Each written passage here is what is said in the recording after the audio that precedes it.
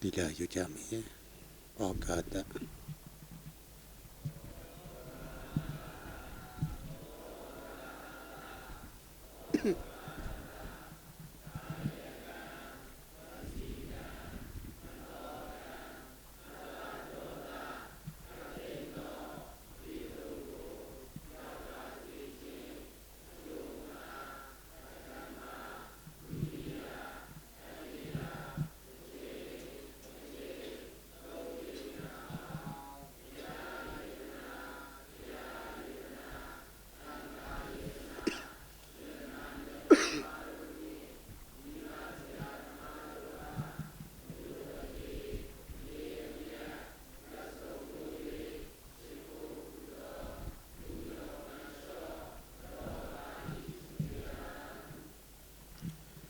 ဣဒံခောတရဏခေမဣဒံတရဏမုဒ္ဓမ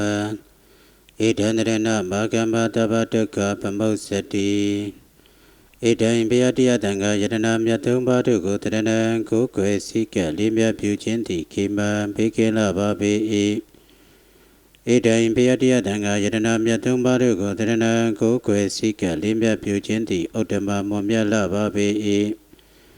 ဣဒံဘယတိယတံဃာယတနာမြတ်သုံးပါးတို့ကိုတရဏံကိုယ်ွယ်စိကလေးမြတ်ပြုခြင်းကိုအာဂမ္ဘာဆွေရတဘာလုံးစုံသောဆင်းရဲဒုက္ခတို့မှပမုစ္ဆတိလွတ်မြောက်နိုင်ပါပေ၏ဤကဲ့သို့ကျမ်းဂန်ပါဠိတော်ရှိသည်နှင့်အညီဆင်းရဲကိုပြောက်ချမ်းသာကိုဆောင်တတ်သောဘုရားမြတ်စွာယတနာတရားမြတ်စွာယတနာတန်ခါမြတ်စွာယတနာဟုဆိုအပ်သော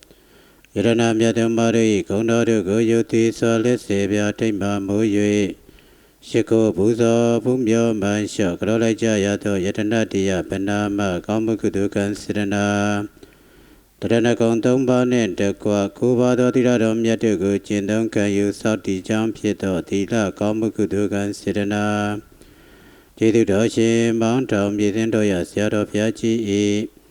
နိနာနေတယအတိုင်းဓမ္မထဝိပဿနာတရားများကိုကျင့်ကြံကြိုးစားပွားများတွေ့ရခြင်းတည်းဟူသောဘာဝနာမေယကောင်းမှုကုသိုလ်ကံစေတနာ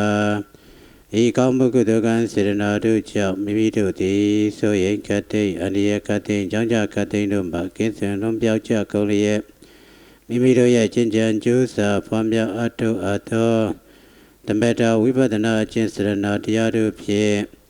ဖြစ်ပျက်ကုန်မြင်ဖြစ်ပျက်ကုန်ဆုံးတဲ့မဖို့နိဗ္ဗာန်ကိုလေးမြန်စွာရလွယ်ရောက်လွယ်မျက်မှောက်ပြုလွယ်နိုင်ကြသည်ဖြစ်စေမယံဗန္တိတန္တာရဝတ္တဒုက္ခတောမောစနထာယတိတရဏိနတဟနဝေင္ကသမနာကတေဥဘောတထသီလံသမာဓိယာမအရှင်ဘုရားတပည့်တော်တို့သည်တန္တရာဝိတုခမလွတ်မြောက်ပါရခြင်းအကျိုးငါမြတ်စွာဘုရားကိုးကွယ်ရာဟု၍စိကပ်ယုံကြည်ပါ၏တရားတော်မြတ်ကိုးကွယ်ရာဟု၍စိကပ်ယုံကြည်ပါ၏တန်ဃာတော်ရှင်သူမြတ်ပေါင်းကိုးကွယ်ရာဟု၍စိကပ်ယုံကြည်ပါ၏ဘုရားတရားတန်ဃာတည်းဟူသောယတနာမြတ်သုံးပါးတို့ကိုးကွယ်ချီးညိုခြင်းနှင့်တကွကျင့်သုံးအပ်သော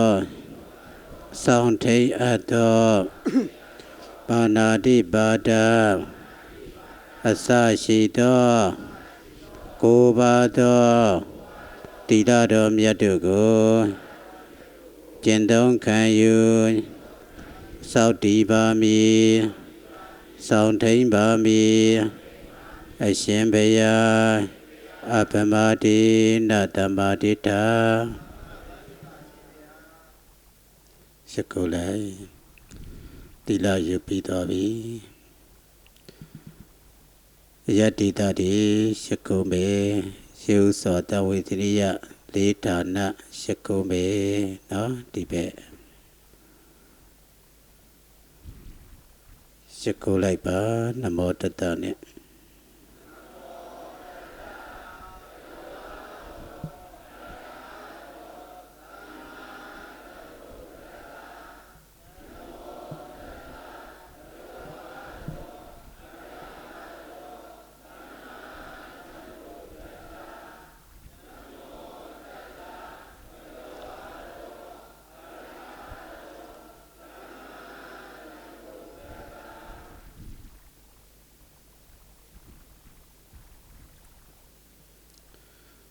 ပြီးရင်ဟိုကြောဘက်ဒီဘက်ကိုလဲပေါ့နော်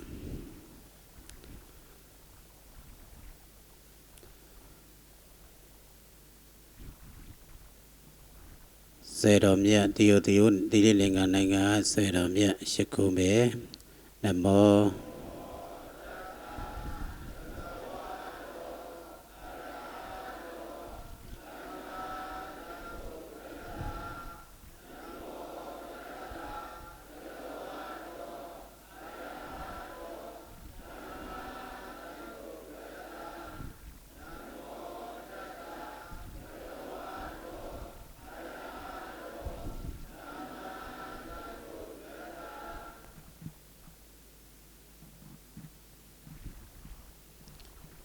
ပြီးရင်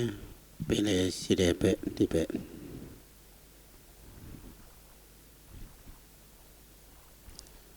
ရှကုံမေ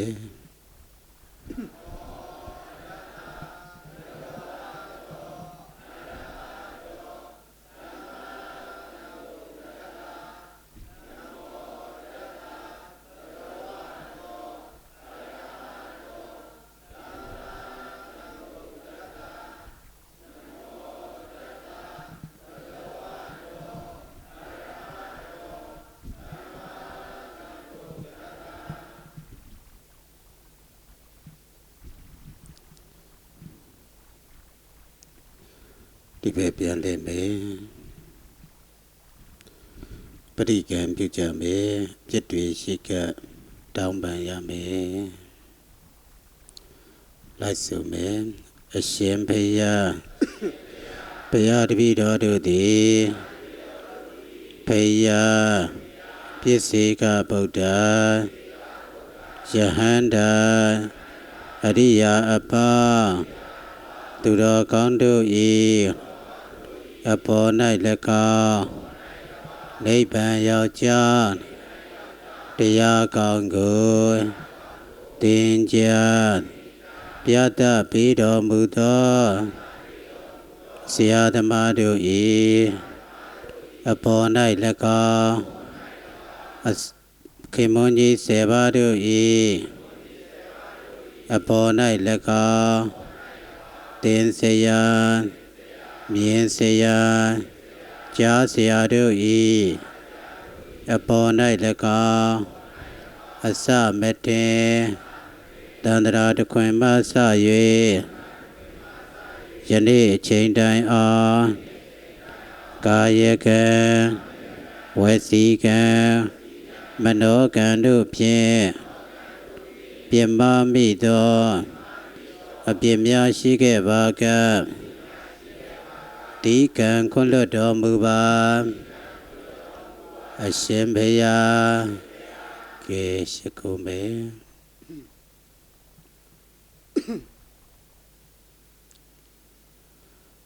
ခန္ဓာကိုယ်အနန္တလူတံပေ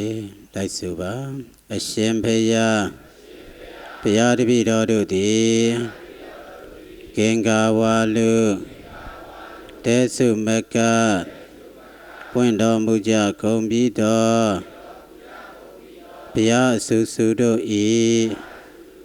အထံ၌၎င်းနိဗ္ဗာန်ရောက်ကြောင်းတရားကောင်းကိုသင်ကြားပြသပေးတော်မူသောဆရာသမားတို့၏အထံ၌၎င်းဘုရားတပည့်တော်တို့၏ ရှုံနာနှစ်ပါးခန္ဓာ၅ပါးတို့ကိုတရားထိုင်နေစဉ်ငါရဲ့အတွင်း၌အနန္တလူတံပါ၏အရှင်ဘုရားကဲရှိခိုးလိုက်ပါ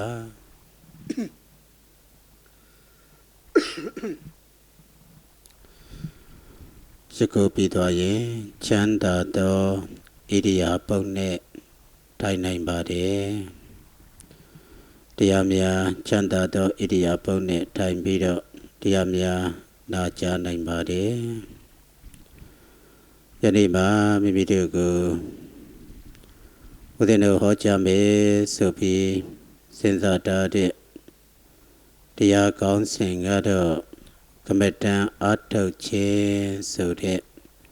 တရားကောင်းစဉ်ပဲဖြစ်ပါတယ်ဒါကြောင့်တရားကောင်းစဉ်တရားတော်နာမည်ကိုမှတ်မယ်ဆိုရင်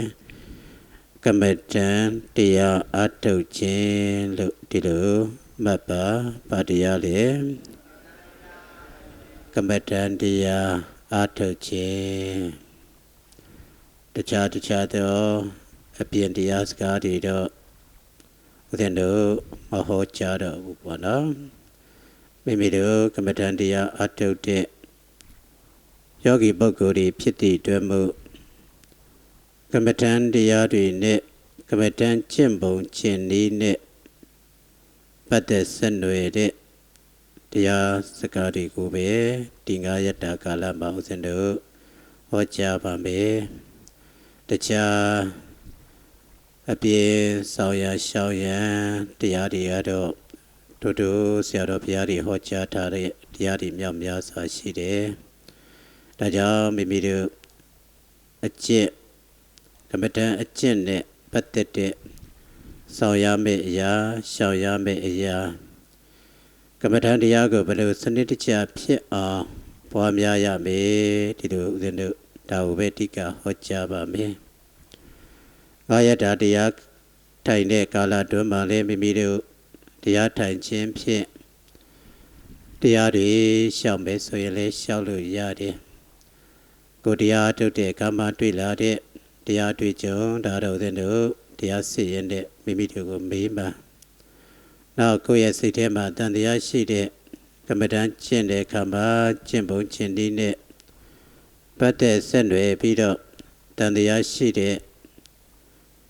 အရာလေးတွေ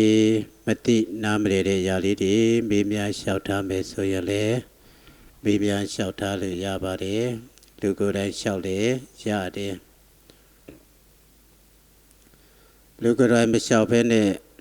ဗလာစာရွက်လေးမှာစာရေးပြီးတော့ဒကာကြီးကိုရန်ကုန်ကိုပေးထားပြီးတော့ရှောက်မယ်ဆိုရင်လည်းရှောက်လို့ရတယ်ပေါ့နော်တခြားဘာသာရေးစကားတွေတော့မဟုတ်ဘူးပေါ့နော်ကမ္မဋ္ဌာန်းကျင့်စဉ်နဲ့ပတ်သက်တဲ့မိမိနားမလည်တဲ့ຢာလေးတွေမေးမြန်းလျှောက်ထားမယ်ဆိုရင်လျှောက်ထားခွင့်ပြုတယ်ပေါ့နော်အဲ့တော့9ရက်တာကာလမှာမိမိတို့ဟာဦးဇင်းတို့ရဲ့မောင်းတောင်ပြည်စင်ဒီကျင့်စဉ်ကိုစနစ်တကျရရှိသွားရမယ်9ရက်တော်တွင်မှာမိမိတို့လှုပ်ရင်လှုပ်တလောက်လေကိုကျင့်တတ်မှုဖြစ်စေရမယ်9ရက်ဆိုတာကတော့45ရက်ပြတဲ့တရားနည်းစနစ်ကို9ရက်ဆိုတဲ့အတိုင်းတာနဲ့ဆိုတာကတော့လုံကဲကဲကြီးမျောလွန်းလို့တော့ဦးဇင်းတို့မရပါဘူးသို့တော့တချို့သောယောဂီပုဂ္ဂိုလ်ဒီမှာမမြင်နိုင်တဲ့ပါရမီတွေပါကြတာရှိပါတယ်ဦးဇင်းတို့စိတ်ဓာတ်မှာတရားပြရင်လည်းပဲတချို့သောယောဂီတွေရဲ့ပါရမီတွေအောကြရတာရှိတယ်အဲ့တော့ဒီတရားစခန်းစလောက်တော့လေတခါကြီးကိုရန်ကုန်ဦးသိန်းကိုလျှောက်တာကဒီတဘောတရားလေးကိုအဓိကထားလျှောက်တယ်ရှင်ဘုရားပေါ့နော်တရက်တော့နဲ့ဒီစနစ်လေးရပြီးတော့ဒီဘုရားဖူတာတွေဘာညာတွေဒါတွေတွေ့သွားတဲ့ပုဂ္ဂိုလ်တွေဒါရိတ်တာမှလည်းတွေ့ဘူးတယ်ထိုင်းနိုင်ငံမှာရောက်နေတဲ့ပုဂ္ဂိုလ်တွေလည်းဒါမရှိနိုင်ဘူးလို့မပြောနိုင်ဘူးဒါကြောင့်ဒ ဒီပြတ်တာပေးဖို့ဒါလေးဒီကထားပြီးတော့ရှောက်ခဲ့တယ်ပေါ့နော်အဲ့တော့မနေ့ကတော့ငါဦးဇင်းတို့မောင်းတောင်မြေစင်းဒီမိတ်ဆက်ပြောတဲ့အခါမှာကြံရှိခဲ့တာဒီရှိတယ်ဦးဇင်းတို့မောင်းတောင်မြေစင်းဒီကလူတွေအများစုစိတ်ဝင်စားကြတယ်အများစုစိတ်ဝင်စားတယ်ပေါ့နော်အခုတော့အင်တာနက်ဒီပညာတွေပေါ်လာတော့တချို့တော်တော်များများတော့သိလာတယ်အဲ့တော့တော်တော်များများလေးရိတ်တာခွဲလေးတွေရန်ကုန်မှာလို့ဆိုလို့ရှိရင်လည်းပဲ၄ခုလောက်ရှိတယ်၄ရိတ်တာလောက်ပေါ့နော်တကယ်လေပတ်တာကတော့2ရိတ်တာလောက်ပေါ့နော်ကြိုးကြလေပတ်နေတာလေးတွေဒါလည်းရှိတယ်အဲ့တော့ဦးဇင်းတို့ရဲ့မောင်းတောင်မြေစင်းဒီ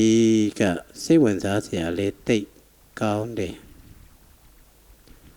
လက်တွေ့မှာယုံတဲ့ပုဂ္ဂိုလ်တွေဆိုရင်တော့တိတ်အဆင်ပြေတဲ့ဒီစနစ်ပဲဘာလို့လဲဆိုတော့ဦးဇင်းတို့ရဲ့မောင်းတောင်မြေစင်းဒီမိမိတို့ကိုဦးဇင်းအခုအလင်းနမိတ်မေးနေတယ်အလင်းနမိတ်လေးတွေတော်တော်များများရနေကြတယ်ရန်တန်ဃာတွေလည်းပဲထိုက်တဲ့လောက်တက္ကကြီးတွေလည်းထိုက်တဲ့လောက်မစိုးဘူးပေါ့နော်အမျိုးသမီးတွေတော့အားမရသေးဘူးပေါ့နော်ဘာကြောင့်ရဲ့လို့တော့မသိအမျိုးသားတွေနဲ့အမျိုးသမီးတွေရှင်လိုက်လို့ရှိရင်အမျိုးသမီးတွေကတရားမှာထိတ်ကပဲဖြစ်နေတယ်ရိတ်တာမှာလည်းပဲဒီတိုင်းပဲဘုရင်တော်ကရိတ်တာမှာတရားကအမြဲတမ်းစစ်တာ45ရက်ပရဏနာယကဆရာတော်ဥကိလာတနဲ့ဥစဉ်နဲ့တရက်စီပေါ့နော်တရားဟောတရက်စီဆိုတာတဲ့10ရက်စီတရားဟောတယ်ဥစဉ်တို့ကကိုယ်လက်နဲ့ကို45ရက်တာကာလဆိုတော့တလက်စီမှမဟုတ်ဘူး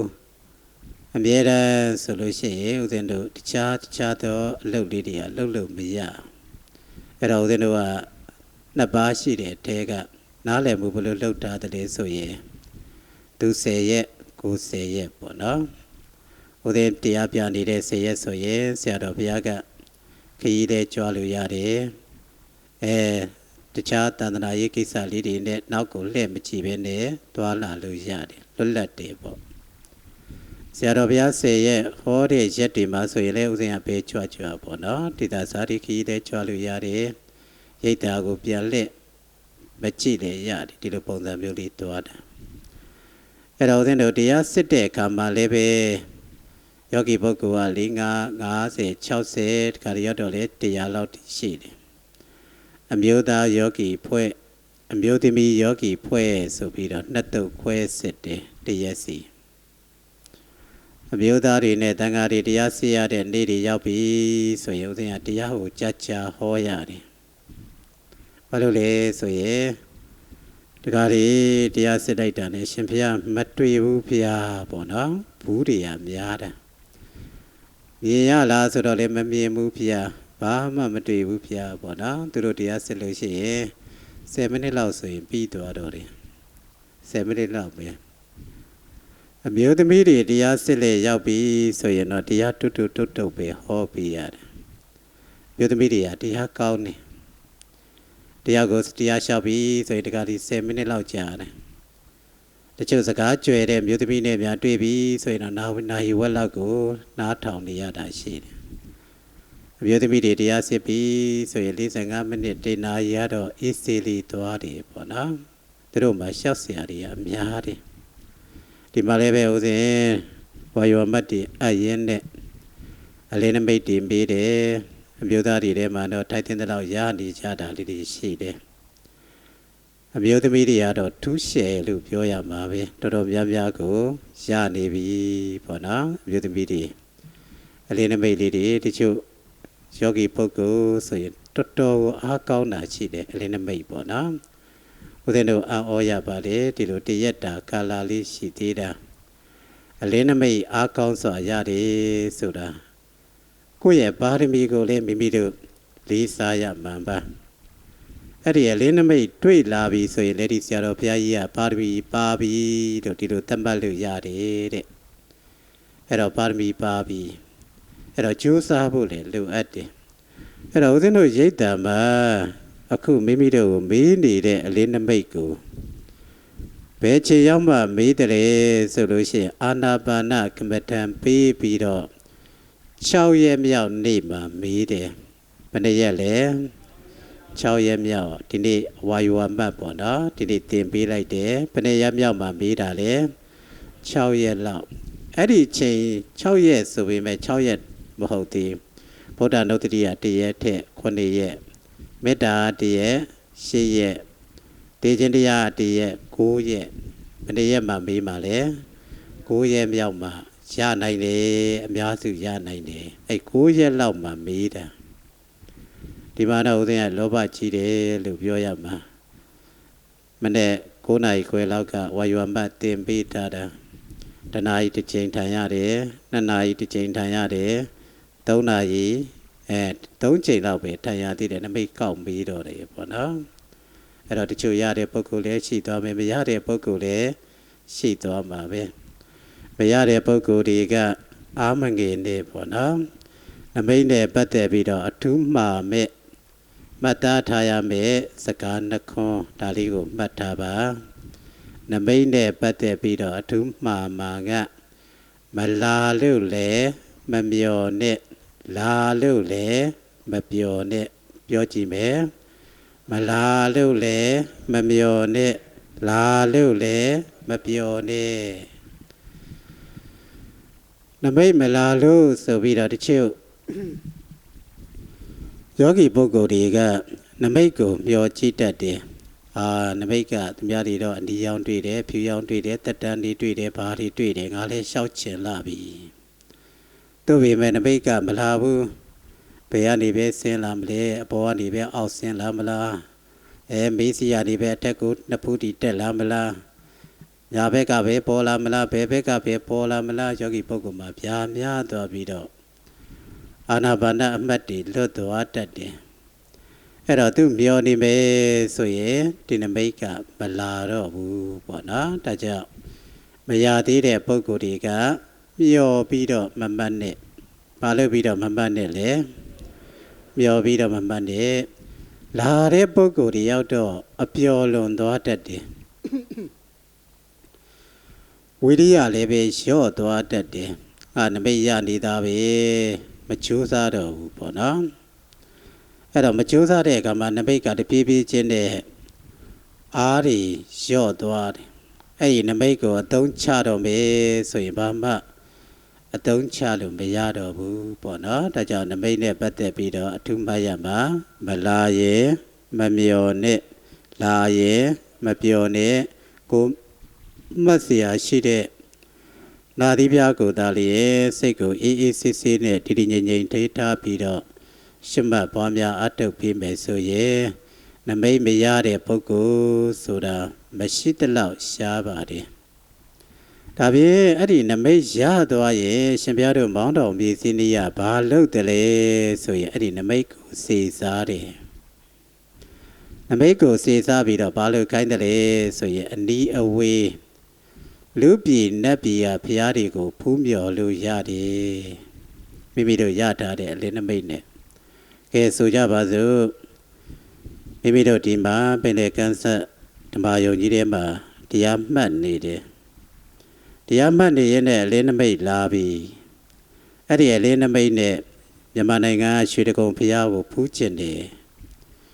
ရွှေတကုံဘုရားကိုစိတ်နဲ့အဲ့ဒီအလင်းနမိတ်ကိုပို့လိုက်ပြီးတော့စိတ်ရွှေတကုံဘုရားရောက်သွားတာနဲ့ရွှေတကုံဘုရားကြီးကိုမြင်ရတယ်အရှင်ဘုရားဟုတ်ပါမလားဆိုတော့ဦးစင်းလည်းမယုံဘူးရေမယုံဘူးပေါ့နော်ပြည်စင်းဒီကိုဦးတဲ့ကဘာရေးသာသနာတက္ကသိုလ်ထဲမှာတငယ်ချင်းတွေနဲ့သင်တို့တငယ်ချင်းတွေကဒီစာဖတ်တဲ့ပုဂ္ဂိုလ်များတယ်ပေါ့နော်ယတ္တစာအဓိကယတ္တစာတွေပေါ့နော်အဲ့တော့စာဖတ်တာဒီများတယ်အပေါင်းအသင်းတွေထဲမှာဆိုရင်လည်းပဲဒီစာရေးတဲ့အပေါင်းအသင်းတွေကများတယ်ပေါ့နော်အဓိကတော့ကဗျာဆရာတွေဝတ္ထုဆရာတွေပကြီးဆရာတွေများတယ်ပေါ့နော်မော်ဒန်ကဗျာဆရာခက်ပေါ်ကဗျာဆရာတွေများကြတာများတယ်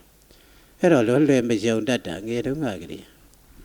အဲ့တော့ဦးစင်းဆိုရင်ပြည်သိန်းတော်ရဆရာတော်ဘုရားကြီးရဲ့အနိနာမှာနေခဲ့တယ်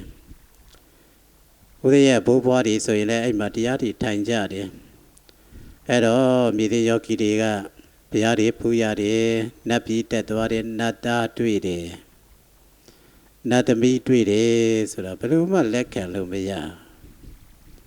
တွေးကြည့်တာနတ်သမီးနတ်သားတွေဆိုတာတိတ်ချောမောတွေပေါ့လူပြည်ကလူတွေလူသားတွေလှတယ်ဆိုတာနတ်သမီးရဲ့ခြေပြားမမိဘူးနတ်သားနတ်သမီးတွေကတိတ်ကိုချောမောလှပတာတော်ရုံတမာတိနဲ့ဒီနတ်သားနတ်သမီးတွေသွားမြင်လို့မရဘူးမိုက်လဲကြသွားနိုင်တယ်ရွတ်တော့သွားနိုင်တာမျိုးရှိတယ်တိဝေမင်းကြီးကဥမာတန်ဒီကိုမြင်တဲ့အခါမှာဘာဖြစ်သွားလဲယူသွားတယ်ဥမာတန်ဒီဆိုတာလူသားပဲရှိသေးတယ်နတ်သမီးဆိုတာကအဲ့ဒီဥမာတန်ဒီအလှနဲ့ဘာမှမဆိုင်အဲ့တော့ဦးဇင်းကမရှုံဘူးပေါ့နော်ခက်တာကဆရာတော်ဘုရားကြီးကလည်းပဲကိုဆရာတော်ဘုရားကြီးကိုရဲ့ဒီကိုရဲ့ဒေတာကဘာပဲဖြစ်ဖြစ်မရှုံဘူးပေါ့နော်ဘာလို့မရှုံတာလဲဆိုတော့ဦးဇင်းကအကြောင်းပြတယ်ဘာလို့အကြောင်းပြတယ်လဲဆိုတော့တို့လို့မြတ်စွာဘုရားရဲ့ညီတော်နန္ဒမင်းသားဆိုတာရှိတယ်ကြားဘူးလားဘယ်သူကမွေးတာလဲမိတွေးတော်ဂေါရမီကမွေးတာမြတ်စွာဘုရားကမေတော်မာယာကမွေးတာဖေးတူအမေကွဲညီကိုအရင်ပေါ့နော်မေတော်မာယာကတော့တိတ္တမင်းသားကိုမွေးတယ်မိတွေးတော်ဂေါရမီကနန္ဒမင်းသားကိုမွေးတယ်နန္ဒမင်းသားမြတ်စွာဘုရားက29နှစ်ရွယ်ရောက်တဲ့အခါမှာတောထဲမှာ6နှစ်ကြာတယ်6နှစ်လောက်ဒုက္ခရစရိယာတွေကျင့်ပြီးတော့မင်္ဂန်နဲ့လမ်းစဉ်တရားတွေ့ပြီးတော့ဘုရားဖြစ်သူရောက်တယ်ဘုရားဖြစ်သူရောက်ချင်းဘုရားဖြစ်တော့35နှစ်ရှိသွားပြီဘုရားဖြစ်သူရောက်တာကစုံလားဖြစ်တန်းပြီးတော့ကပိလဝတ္ထုနေပြီးတော့ပြန်သလားဆိုတော့မပြန်သေးဘူးပေါ့နော်အဲ့မှာယတ္တမှုရှိတဲ့တတိသားတွေခြေချွတ်တယ်ဝါတွန်းကာလပေါ့နော်ပြစ္ဆဝက်ကီ9ဦးတို့နဲ့အတူပေါ့နော်နေတယ်နောက်ဒီညီနောင်ချစ်ကြိတ်တော့ပေါ့နော်ရှင်ညီနောင်တွေဒါခြေချွတ်တယ်ပြာသူလာပြီးကြော်လောက်တပိုတွဲလာလောက်ပေါ့နော်အဲ့ဒီချိန်တစ်ပေါင်းတစ်ခုအဲ့ဒီချိန်လောက်မှဒီကပိလဝတ္ထုနေပြီးတော့သူပြန်တဲ့လန်ခီစတယ်ပေါ့နော်အဲ့တော့ပြောလို့တာကနန္ဒမင်းသားဆိုတာလေအရွယ်ရောက်ပြီဒီနေ့မြတ်စွာဘုရားသူ့ရဲ့နန်းတော်သူကြွတဲ့အချိန်နန္ဒမင်းသားကဘာလုပ်နေတယ်ဆိုတော့မင်္ဂလာဆောင်တော့မယ်တူသားတက်ကြွနေတယ်မင်္ဂလာဆောင်တော့မယ်ဆိုတော့ပေါ့နော်သူကဘယ်သူနဲ့မင်္ဂလာဆောင်မလဲဆိုတော့ဇနပတ္တကလျာဏီတဲ့ပြောကြည့်မယ်ဇဒာပတ္တကလျာဏီဇနပတ္တပေါ့နော်အဲ့ဒီကလျာဏီဆိုတာဖွဲ့နာမည်မဲဖွဲ့ပေါ့နော်ဒီနေ့ခေတ်မှာလည်းမဲဖွဲ့တွေပေးတာရှိတယ်ပေါ့နော်ကမ္ဘာအလားဆုံးအာရှအလားဆုံးဒီလိုစသည်အပြင်ဖွဲ့ပေးတာပေါ့နော်အဲ့ဒီတိုင်းနိုင်ငံတစ်ခုမှာနဲ့အလားဆုံးအချောဆုံးကျက်တည်ရှိဆုံးမိမသားတယောက်ဇနပတ္တကလျာဏီသူရဲ့နာမည်ရင်းကအဘိဓုပနန္ဒာလို့ခေါ်တယ်ပြောကြည့်မယ်အဘိဓုပနန္ဒာဒုပဆိုတာရုပ်အဘိဆိုတဲ့စကားလေးကအလွန်အယံပေါ့နော်မြန်မာစကားဆိုအယံရုပ်လှတယ်ရုပ်လှရုံတင်လားဆိုတော့နန္ဒာတဲ့နှစ်သက်စရာတိတ်ကောင်းတယ်ပေါ့နော်ပြောလို့တာကတော့ဇနပတ္တကလျာဏီကတိတ်ကိုချောမောလှပတယ်အဲ့ဒီချောမောလှပတဲ့ဇနပတ္တကလျာဏီကိုသူကမင်္ဂလာဆောင်ဖို့ရတက်ကြွအဲ့ဒီအချိန်မှာဘယ်သူကြွလာတယ်ဆိုတော့မြတ်စွာဘုရားကြွလာတယ်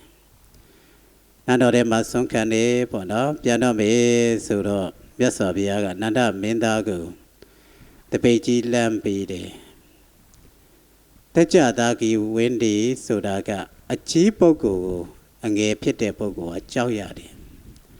အကြီးပြောလို့ရှိရင်မှန်လိုက်လုပ်ပေးရတယ်အကြီးကိုယူတည်ရတယ်အကြီးကိုအခါလို့မရအကြီးကဒါလှုပ်ဆိုရင်လှုပ်ရတယ်ဒါဖြစ်စေခြင်းလေဆိုလို့ရှိရင်ဖြစ်အောင်လုပ်ပေးရတာဒါတကြတာဝီဝီရဲ့ဇာတိမှန်ပဲပေါ့နော်အဲ့တော့နန္ဒမင်းသားမြတ်စွာဘုရားရဲ့ညီတော်မင်္ဂလာဆောင်တော့မှာသူကတပိတ်ကြီးပေးလိုက်တော့ငါနောင်တော်မြတ်စွာဘုရားကနန်းတော်ပေါဝါထိတပိတ်ကိုယူစေချင်တာထင်ရဲ့နန်းတော်ပေါဝါရောက်ရင်တော့သူတပိတ်ယူပြီးတော့မြတ်စွာဘုရားကြောင်းပြန်ကြွမယ်ပေါ့နော်သူတွေးလိုက်တာဒါနဲ့တပိတ်လေးပိုက်ပြီးတော့နောက်ကနေလိုက်နန်းတော်ပေါဝါရောက်တဲ့အခါမှာလည်းမြတ်စွာဘုရားနောက်လှည့်မကြည့်သူစိတ်ထဲတွေးပြန်တယ်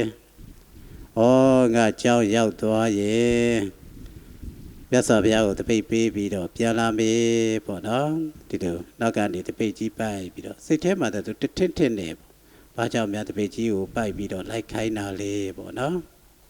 စိတ်ထဲမှာတော့သူစိတ်ထဲမှာတန်တရားတော့ဖြစ်တယ်ကဲကြောင်းရောက်သွားပြီကြောင်းရောက်သွားတဲ့အခါမှာမြတ်စွာဘုရားမေးတယ်နန္ဒာတဲ့မင်းသင်္ကန်းမိုးချင်ဘူးလားနန္ဒမင်းသားနေရာမှာမိမိတို့နေကြည့်ပေါ့နော်တခါကြီးတွေကိုပြောတာနေကြည့်ပေါ့ဘယ်လောက်ကြေခွဲလိုက်မလဲဘယ်လောက်ဝမ်းနေသွားကြေခွဲလဲအကြီးဖြစ်တဲ့ပုဂ္ဂိုလ်ဆိုတော့ပြောလို့လေမရမင်္ဂလာဆောင်တော့မယ်သူရဲ့သတို့သမီးကလည်းတိတ်ချောမောလှပတယ်ဒါမျိုးပိုင်ဆိုင်ဖို့ရမလွယ်ဘူးသူတက်ကြွနေတဲ့ချိန်မြတ်စွာဘုရားကရက်ဆက်တယ်လို့ပြောရမှာမင်းသင်္ကန်းမိုးချင်ဘူးလားဆိုတော့ငင်းလို့ပါမရအဲ့ဒါနဲ့ဘာပြန်ပြောတယ်လေဆိုတော့မျက်နာကြီးစုပုတ်ပြီးတော့အောင်တက်တဲ့အရှင်ဘုရားဝတ်စေခြင်းလေဆိုရင်ဝတ်ပေးရတာပေါ့ဘုရားဆိုပြီးဒီလိုပြန်ပြောတယ်ပြောတော့တာတော့ဘုမတိဘာဝတိနဲ့သာသနာ့ဘောင်တွေကိုရောက်လာတယ်လို့ပြောရမှာ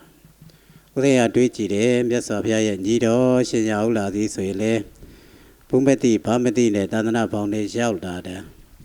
နန္ဒမင်းသားမြတ်စွာဘုရားရဲ့ညီတော်ဆိုတာလေဒီတိုင်းပဲဘုမတိဘာမတိနဲ့သာသနာ့ဘောင်တွေရောက်လာတာပဲ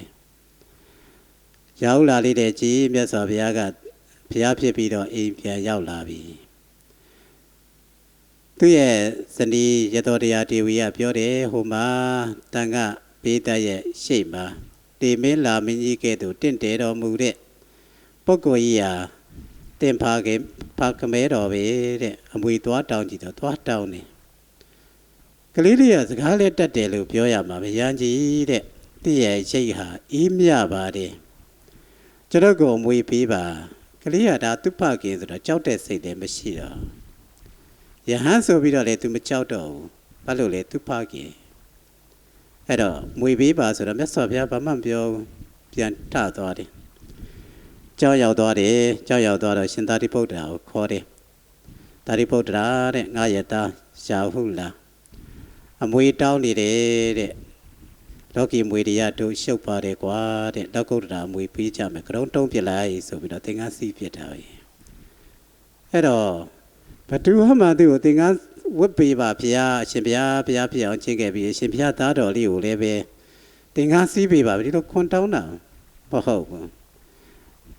လောကီမွေတွေဆိုတာရှုပ်တယ်တဲ့ကရုံးတုံးပြလိုက်တဲ့သင်္ကန်းဝတ်ပေးလိုက်တာဘုမတိဘာမတိနဲ့ရအောင်လာလေရောက်လာတယ်လို့ပြောရပါမယ်အဲ့တော့ဦးဇင်းတို့ကဒါလီတွေးတော့ဦးဇင်းတို့အညာဒီမှာလည်းပဲဒီတိုင်းသားတယောက်မွေးလာပြီဆိုရင်အညာမှာရှင်ပြုရတယ်မြမရိုးရာကရှင်ပြုပေးရတာပေါ့နော်အဲ့တော့ဦးဇင်းတို့ကလည်းပဲရှင်ပြုတယ်ရှင်းတဲ့သားလောက်ရှင်ပြုဘ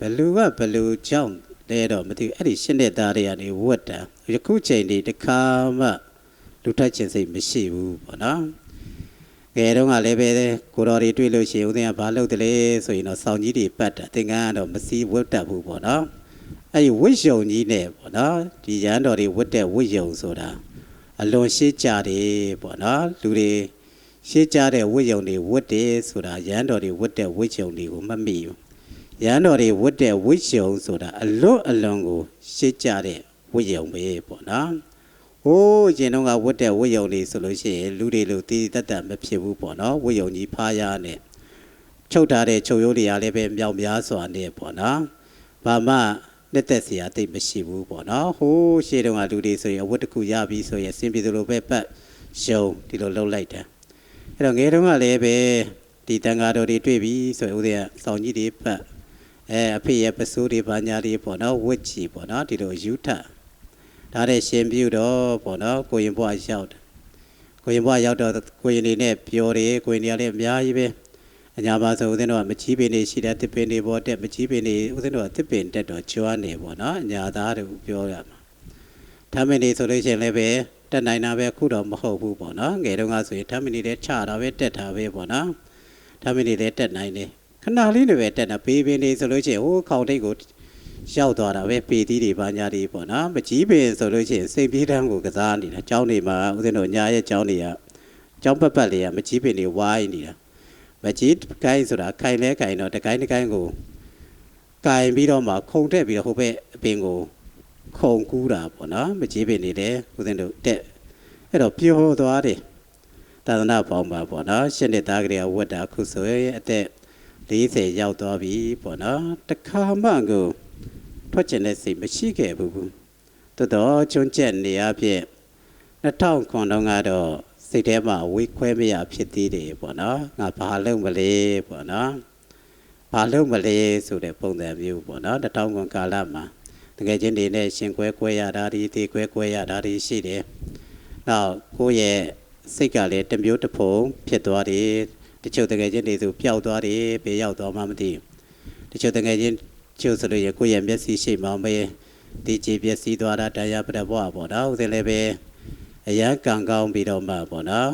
နေရာတနေရာရောက်သွားတော့လွတ်မြောက်သွားတယ်ပေါ့နော်အဲ့2009ကာလမှာတော့တွေးဘူးတယ်ပေါ့နော်ငါဘာလုပ်မလဲပေါ့နော်ဒီလိုလေးပဲတွေးဘူးတယ်ပေါ့နော်ကျန်တဲ့ချိန်မှာတော့မဖြစ်ဘူးအဲ့တော့ခုလည်းပဲနန္ဒမင်းသားတို့သာသနာပေါင်းတွေရောက်လာတာကိုယ့်ရဲ့နောင်တော်ကြီးကဖျားမိုးဆိုတော့ဝစ်ချင်လို့ဝစ်လာတာမဟုတ်ဘူးမြတ်စွာဘုရားကရက်ဆက်လို့မို့သာသနာပေါင်းတွေရောက်လာတယ်လို့ပြောရမှာပဲအဲ့တော့တခါလေရောက်တော့လေတရားရဖို့ရအတွက်ကရက်ဆက်ပြီးမှရတယ်လို့ထင်မိတာပဲဘာလို့ပြီးမှလဲမြတ်စွာဘုရားလောက်ရက်ဆက်တာမြတ်စွာဘုရားပဲရှိတာပဲအဲ့တော့မိမိတို့တရားရဖို့ဆိုရင်ဦးဇင်းတို့ကလေရက်ဆက်မှဖြစ်မယ်ထင်တယ်နော်ညာလို့တော့မရတော့ဘူးထင်တယ်အဲ့တော့မိမိပုတ်ဘက်ကလည်းတွေးရမှာကတရားရခြင်းတယ်ဆိုရင်ရက်ဆက်နိုင်မှရမယ်ဘာလို့နိုင်မှလဲမြတ်စွာဘုရားကြီးဘယ်လောက်ရက်ဆက်တယ်လဲမြတ်စွာဘုရားတိတ္တမင်းသားမွေးလာဉာဏ်ပညာမတ္တမထက်မြတ်တဲ့ပုဂ္ဂိုလ်ဆိုတာကတန်တရားကြီးတယ်မေးခွန်းတွေမေးတတ်တယ်စဉ်းစားတတ်တယ်တွေးတတ်တယ်ဒါပညာဉာဏ်ကြီးတဲ့ပုဂ္ဂိုလ်ရဲ့တဘာဝတိတ္တမင်းသားကိုပြည့်စုံအောင်သူဖာကမဲတော်ဟာထားတာဒီကလေးကဘုရားဖြစ်လို့မရဘူးစကြဝဠာမင်းပဲဖြစ်ရမယ်ဟိုတဲ့ပုဂ္ဂိုလ်သူတိုင်းပြည်မှာမရှိစေရအောင်နာတဲ့ပုဂ္ဂိုလ်လည်းမရှိစေရအောင်တည်တဲ့ပုဂ္ဂိုလ်လည်းမရှိစေရကပိလဝတ္တနေပြီးတော့တစ်ခုလုံးမှာလူအိုယုံနေစောက်ထားတယ်အိုပြီးဆိုရင်အဲ့ဒီနေရာကိုသွားပြီ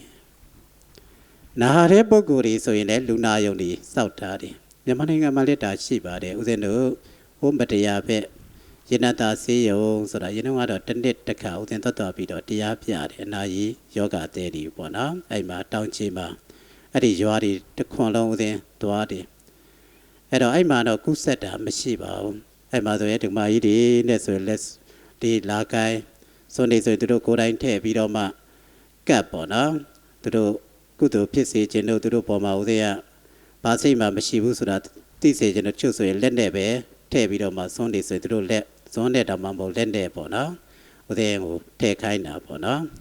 အဲ့ဒါအဲ့လိုမျိုးအဲ့မှာတန်ဃာတော်တွေလည်းရှိတယ်ဒီတော့အဲ့မှာဦးဇင်းတို့သွားပြီးတော့မှတရားပြတယ်ပေါ့နော်ကပိလဝတ္တနေပြီးတော့မှလည်းပဲဒီတိုင်းပဲလူနာပုဂ္ဂိုလ်တွေမရှိစေအောင်လူနာယုံတွေစောက်ထားတယ်တည်တဲ့ပုဂ္ဂိုလ်လည်းတိုးတိုးတိတ်တိတ်ပဲခြာရတယ်ဘာလို့လဲတိတ္တမင်းသားမြင်ပြီးတော့ဒါဝေကတွေဖြစ်ပြီးတော့ တောထွက်သွားမှာဆိုလို့တဲ့ဘယ်တော့မှဦးဇင်းကစာသေးရင်းနဲ့တွေးသေးတယ်ဒီအကြောင်းအရာလေးကိုဩတို့မြတ်စွာဘုရားတောင်းကဉာဏ်ပညာအမတန်မှထက်တယ်လို့ပြောတယ်ပေါ့နော်ဘာလို့များလူအိုလူနာလူသေးတွေကိုအစိုးရကလေးကသူဘာလို့မမြင်ရတာမသိရတာလေပေါ့နော်စိတ်ထဲမှာဘဝမကြဘူးဖြစ်တာပေါ့နော်စာရီတည်ရတဲ့ဉာဏ်ကောင်းတဲ့ပုဂ္ဂိုလ်ကအိုတဲ့ပုဂ္ဂိုလ်မတွေ့ဘူး29နှစ်မှတွေ့တယ်ဆိုဖြစ်နိုင်ပါမလားတွေးမိတာနားတဲ့ပုဂ္ဂိုလ်တွေတည်တဲ့ပုဂ္ဂိုလ်တွေနတ်တွေဖြန်ဆင်းပြမှသူကမြင်ရသလားသိသွားတာလားမန္တရနတ်တွေဖန်ဆင်းပြလို့ရတော့မဟုတ်ဘူးပေါ့နော်ရသော်ဘုရားရဲ့ဉာဏ်သွေးနဲ့ဆိုဒါတိကိုသိတာပဲပေါ့နော်ကဲထားလိုက်ပါတော့အဲ့တော့ဘုရားလောင်းသိရမင်းသားကနန်းတော်ထဲမှာနဲ့မေကွန်းနေမေးနေတယ်ကိဉ္ကုသလကဝေတိအပြစ်ကင်းဆုံးသောအရာဘာလဲအနုတ္တရံတန္တိဝဒပဒံပရိယေတမာနာစစ်မှန်နဲ့ငြိမ့်အေးတဲ့ချမ်းသာဆိုတာဘာလဲတဲ့သူပြည့်စုံနေတာပဲဒီနန်းစီစိန်ပြည့်စုံတယ်ဘောင်းမမိတ်တန်တွေပြည့်စုံတယ်အားလုံးပြည့်စုံတယ်တိုးတော့သူ့မှာငြိမ်းချမ်းမှုမရှိဘူးတဲ့အဲ့ဒါတွေကလည်းငြိမ်းချမ်းအောင်လုပ်မပေးနိုင်အမြဲတမ်းသူကမေးခွန်းနေမေးနေတာဉာဏ်ထက်မြက်တဲ့ပုဂ္ဂိုလ်ဆိုတာမေးတတ်တယ်မေးခွန်းမေးတယ်ကိုမေးနေတာကိုလှုပ်တဲ့အလုပ်ကိုလည်းအမြဲတမ်းစဉ်းစားပြီးတော့နေတတ်တာရှိတယ်ပေါ့နော်အဲ့တော့မေးရင်နဲ့29နှစ်ရောက်တဲ့အခါမှာတောထွက်ဖို့လုပ်ပြီးဘယ်လောက်ရက်ဆက်တယ်ဆိုရင်ရာဟုလာလေးမွေးလာပြီသူကတောထွက်ဖို့ရာအတွက်ကအားလုံးကပြင်ဆင်ထားတော့တာညရောက်ရင်တောထွက်မယ်အဲ့တော့မင်းချင်းတယောက်ကလာချောင်းကြတယ်အရှင်မသားတော်လေးမွေးပြီဆိုလာဟုရာဟုဖမ်းတာပဲအဲ့ဒီစကားလေးမဲ့ယူပြီးတော့မှငါသားကဘာပြောလိုက်တယ်လာဟုရာဟုဖမ်းတာပဲဆိုပြီးရာဟုလာဆိုပြီးမဲ့သူပြောတဲ့အဓိပ္ပာယ်ကထွက်ပေါ်တော့မဲ့လာကြီးတစ်ခုကိုတဲ့လမ်းကပုတ်ဖမ်းလိုက်တယ်လို့ပဲဒါကကောင်းကောင်းမွန်မွန်မထွက်နိုင်တော့သူကထွက်တော့မှာသူ့မှာအနှောင်ဘွဲ့ပေါ်လာတယ်ဆိုတဲ့သဘောတရားကဲညတကောင်ရောက်တော့တောထွက်ပြီပေါ့နော်တောထွက်ပြီသူ့ရဲ့သားလေးလည်းပြစ်ထားတာခဲ့တာပဲသူ့ရဲ့မျိုးသမီးလည်းပြစ်ထားခဲ့တာပဲပေါ့နော်အဲ့မှာဦးဇင်းတို့ဒီနိုင်ငံခြားကကဗျာဆရာကြီးတယောက်ရှိတယ်အဲ့ဒီကဗျာကကဘာမှာရနာမည်ကြီးတယ်ကဘာမှာရနာမည်ကြီးတယ်ကဗျာကောင်းစဉ်ကအာရှတိုက်ရဲ့အလေးရောင်ဆိုတဲ့ကဗျာရှည်ကြီးပေါ့နော်ရနာမည်ကြီးပါတယ်အဲ့ဒီအာရှတိုက်ရဲ့အလေးရောင်ဆိုတဲ့ဗုဒ္ဓဝင်ကဗျာရှည်ကြီးကိုဖတ်ပြီးတော့ဗုဒ္ဓဝင်ဖြစ်လာကြတဲ့နိုင်ငံကျော်ပုဂ္ဂိုလ်တွေအများကြီးပဲရှိတယ်ပေါ့နော်ဒီထဲမှာဘောလုံးပွဲကြည့်ဘူးတဲ့ပုဂ္ဂိုလ်တွေပါကြလားမသိဘူးအီတလီကဘက်ကီယိုတို့ကြားဘူးလားမသိဘူးပေါ့နော်ဦးဇင်းကဟိုမန္တလေးမှာနေတော့ကကလေးဘွားတုန်းကဆိုရင်အီတလီအသင်းကိုအသေးဆွဲပဲအားပေးတာအဲ့တုန်းကတော့တီတို့ရှိလို့ပေါ့နော်ဘက်ကီယိုတို့ရှိလို့အားပေးတာဘက်ကီယိုတို့ဆိုရင်အဲ့ဒီအာရှတိုက်ရဲ့လေးရောင်ဆိုတဲ့အဲ့ဒီကိုဖတ်ပြီးတော့ဗုဒ္ဓဘာသာဖြစ်သူရောက်လာကြတဲ့ပုဂ္ဂိုလ်တွေပဲတခြားထင်ရှားတဲ့ပုဂ္ဂိုလ်တွေလည်းအများကြီးပဲရှိတယ်ပေါ့နော်အဲ့ဒီကဗျာဆရာကြီးကရသော်ဘုရားတောထွက်တော့မဲ့ချိန်တောထွက်ဖို့ရတဲ့သွားတဲ့ဒီကန္နမင်းစီသွားတဲ့ချိန်မှာဘလို့လေးရေးတာလေဦးတစ်ခေါက်ဆိုနှစ်ခေါက်လောက်ပဲဖတ်ရကဘာအရှိကြီးပဲပေါ့နော်ကဗျာကြီးကရေးတာပြီမဲ့တစ်ခေါက်နှစ်ခေါက်လောက်ဖတ်ပြီးပဲ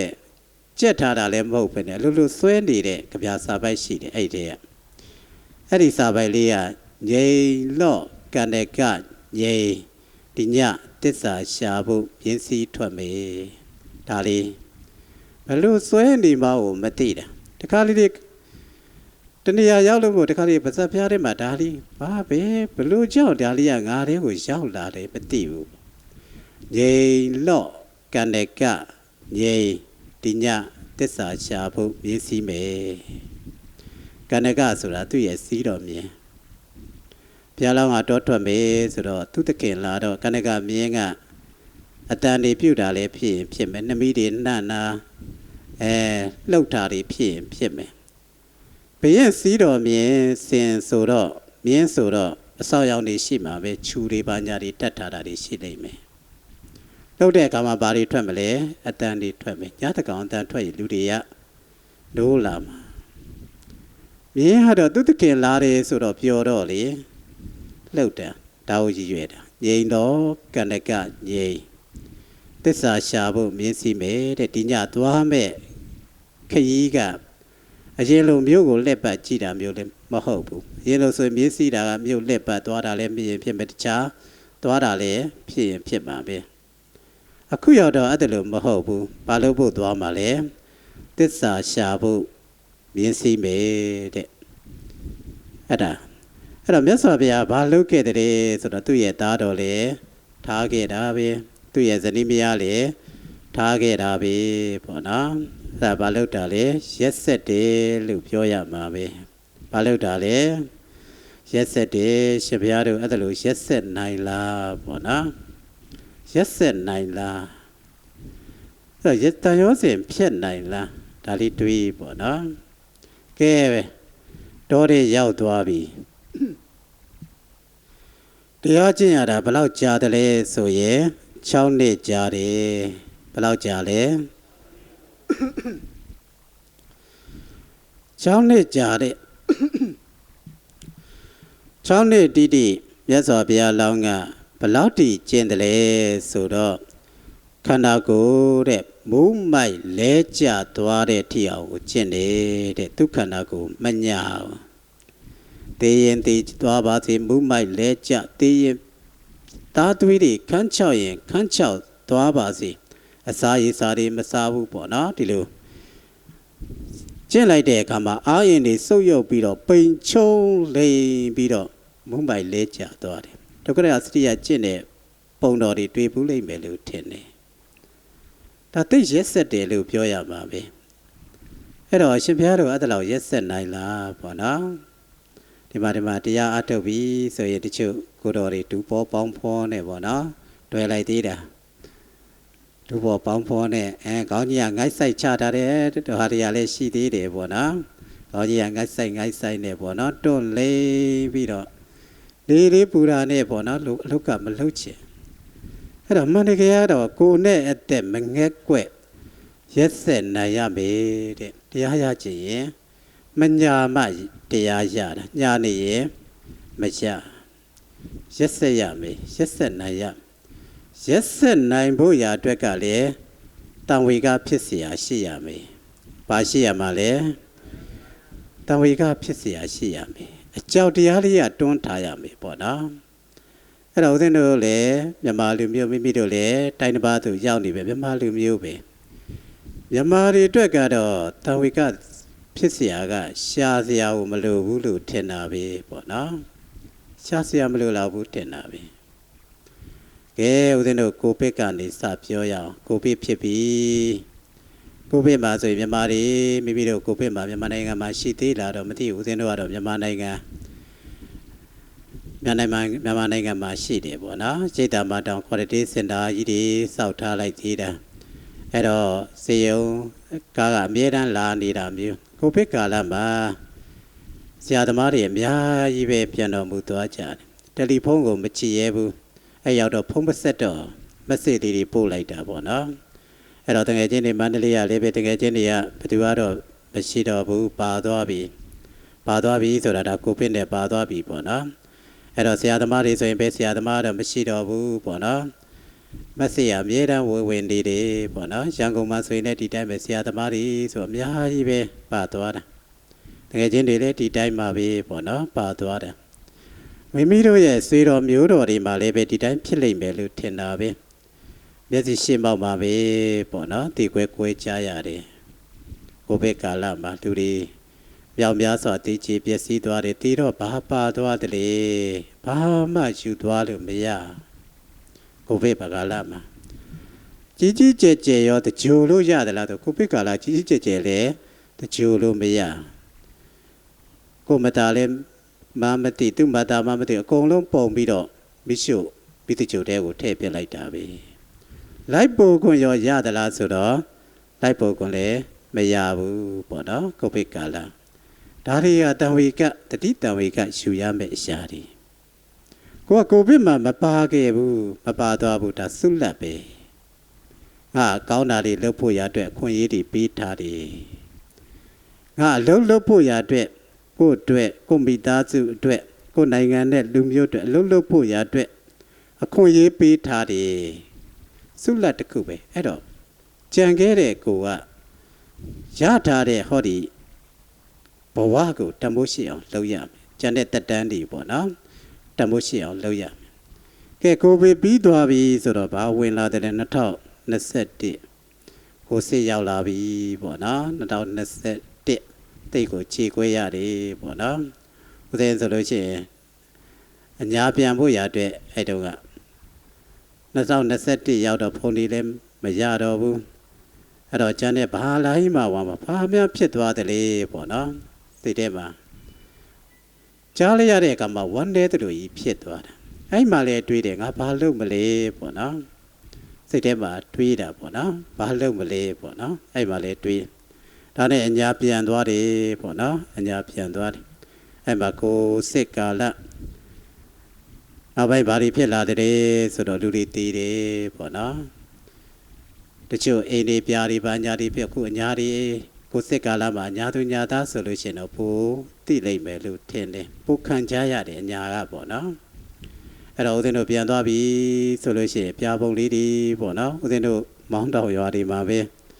အိမ်ဝမနေရဲကြဘူးပေါ့နော်တောထဲမှာအိတ်ကြရတယ်ရေရမရှိမီးရမရှိဦးဇင်းတို့ရွာတွေကမီးတဲ့ဖြတ်တာတယ်လက်စစ်ရတယ်ဒါပေမဲ့လက်စစ်ဖြတ်တာ3နှစ်လောက်ရှိတယ်တယ်လီဖုန်းတွေလည်းဖြတ်ထားတယ်အင်တာနက်ဆိုတာလုံးဝမရဘူးပေါ့နော်အခုတော့မီးသေးတွေတော့ဦးဇင်းကလုတ်ပြီးနေတာရွာတွေရောပညာရောပေါ့နော်ဒီဆိုလာစလိုက်မီးသေးတွေဒါလေးတွေဦးဇင်းစီမံပေးနေတာအဲ့တော့ရေတုံးလေးတွေကတော့ဦးဇင်းတို့တူပေးထားတာလေးရှိတယ်ပြောလို့တာကတော့လူတွေတချို့ဟာတွေကဘဝပြတ်သွားတာတွေရှိတယ်မျက်စိရှင်းပေါက်မှာပဲရွာကြီးတရောလုံးပြောင်းသွားတာမျိုးပေါ့နော်ဒါတွေရှိတယ်အဲ့တော့ကိုစစ်ကာလမှာလည်းပဲဒါတတိတဝေကယူရမှာပဲပြီးကြတဲ့နေ့ကဆိုရင်ငရင်ကြီးလှုပ်သွားပြန်တယ်ငရင်လှုပ်သွားတဲ့အချိန်မှာရုတ်တရက်ခွဲကွာသွားကြရတာဒါတွေကတတိတဝေကယူရမယ့်အရာယူပြီးသွားတဲ့နောက်မှာကိုကအဟုတ်တကယ်ကြိုးစားရမှာတဝေကလေးရှိလို့ရှိရင်ကိုယ့်ရဲ့အသက်ကိုယ့်ရဲ့ခန္ဓာကိုယ်မညာဘဲနဲ့ရက်စက်မှတရားရမှာဘာဖြစ်မှတရားရမှာလဲရက်စက်မှတရားရမယ်ပေါ့နော်အဲ့တော့ရှင်ဘုရားတို့ရက်စက်ဖို့လိုအပ်တယ်ပေါ့နော်တရားထိုင်တော့မယ်ဆိုတချို့က